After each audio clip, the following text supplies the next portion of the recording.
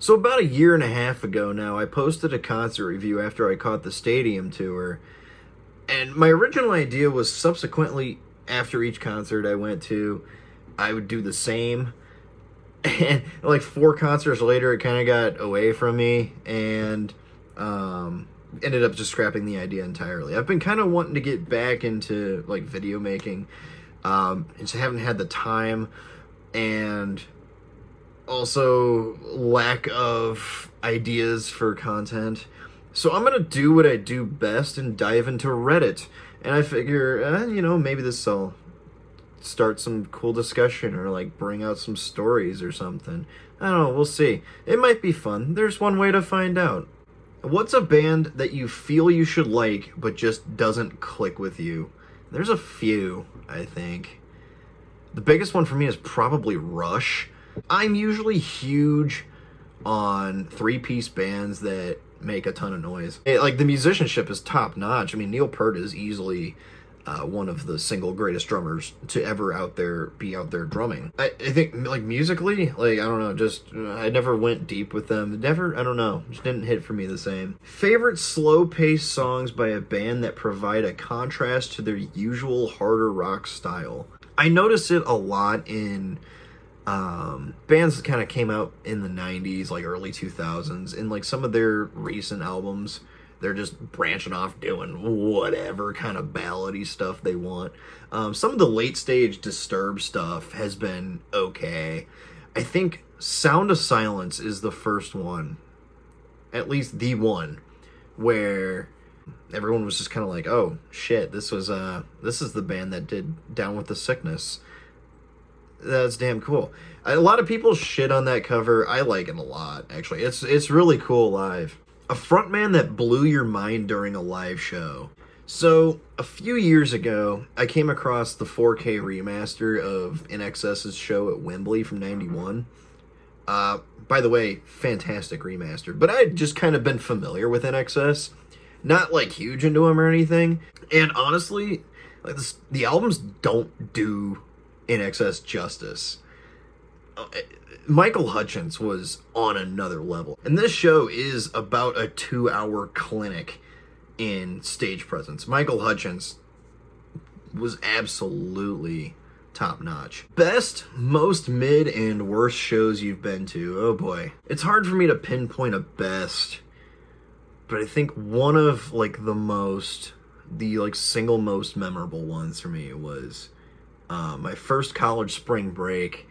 I was down in Florida visiting some buddies, and by happenstance that same week, Bob Seger was in town. And for me, that was a stepping stone into adulthood. Like, that was like the first time I'd ever voyaged across country, like, on my own. And here I am seeing Bob Seger. Yeah, it was wicked cool. Wicked cool. I was on the floor, like 20-something odd thousand people around me. They're just going ham during Turn the Page. Yeah, like, it's core memories. The most mid, I've been to a lot that I would consider one of the shows of all time.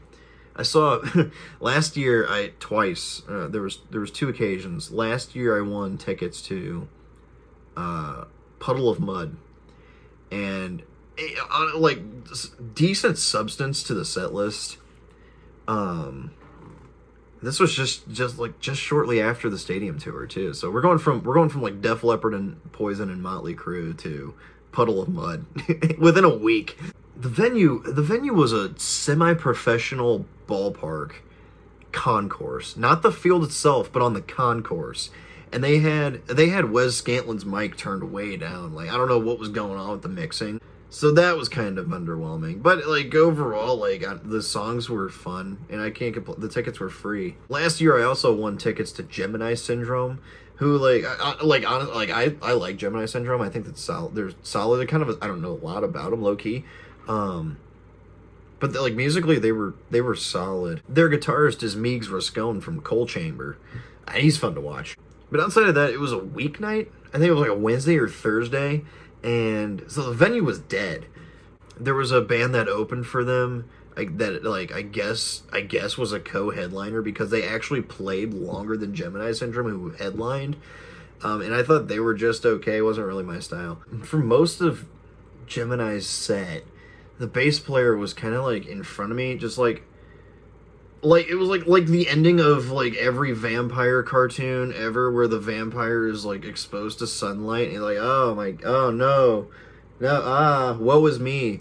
And he's like bitching about the lights the whole time, and I'm like, y'all, like, you're supposed to figure this shit out during sound check. So yeah, those were pretty mid.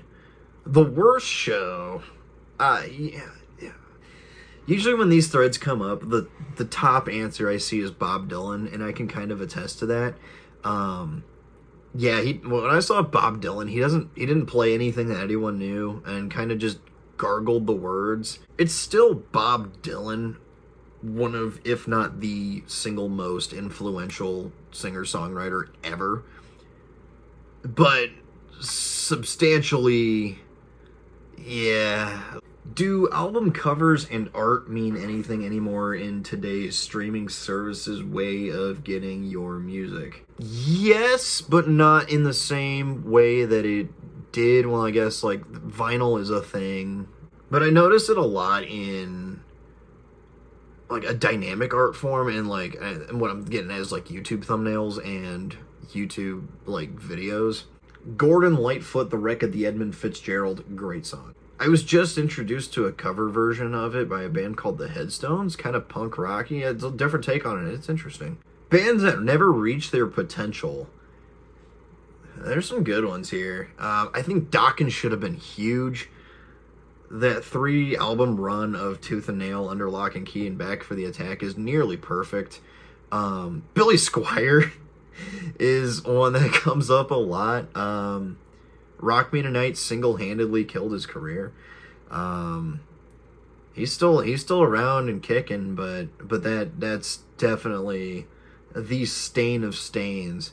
And then it turned out 20-something odd years later, the same director of that video ended up becoming the mastermind of High School Musical, and everything began to make sense. Live tracks you prefer over studio? I listen to a lot of live music, so my answer is most. A lot of it kind of depends on different factors too. If it's kind of a straight up one-for-one, like playing exactly as the studio album is, which is fine. Obviously, not like no complaints. If you can sound just like you do on the album, that's great. But there's nothing that really sets that particular version apart from the studio album. Generally, like if I'm just going to be something I'm going to be continuously listening to, I can kind of take or leave. But the ones that are like different, yeah, like I can't hear it any other way. I think easy top one is Fleetwood Mac, Big Love from The Dance. I mean, Lindsey Buckingham in that moment single-handedly took a like B-side, one of the songs of all time, and then turned it into that. He did to that song what Marvel did to Iron Man.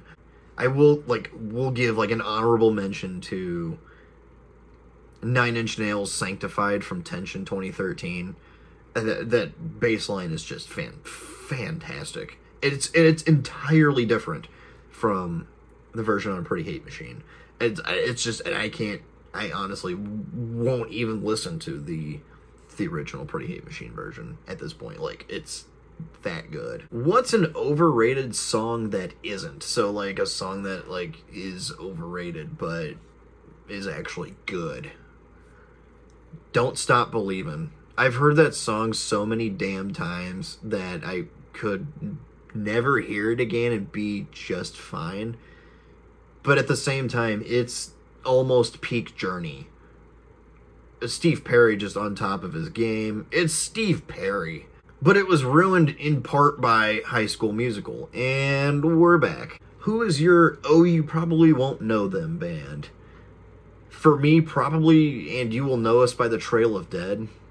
Also a mouthful. They were huge in the indie rock scene for like 20 minutes. They had a song come up in MVP Baseball 2005, which those mid-2000 sports game soundtracks are still top tier. But after Source Tags, they never... I mean, there's like So Divided's a good album, but after Source Tags, they never found that same traction.